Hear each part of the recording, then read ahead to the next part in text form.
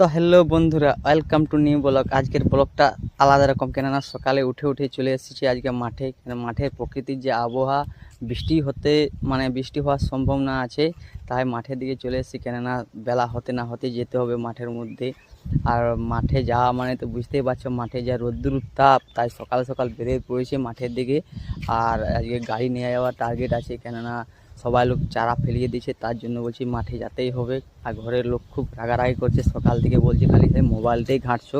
ওই জন্য আমি সকাল সকাল বেরিয়ে পড়ি। আর প্রাকৃতিক যা সৌন্দর্য দেখাচ্ছে ভোরের, খুব সুন্দর লাগে, গাছপালা দেখতে অসাধারণ লাগে, দেখার মতো দৃশ্য লাগে। কেননা গ্রাম বাজারে, মানে গ্রামের মধ্যেই তো বাড়ি, তাই কি করব, চলে এসেছি। মুখ ধুতে চলে এলাম।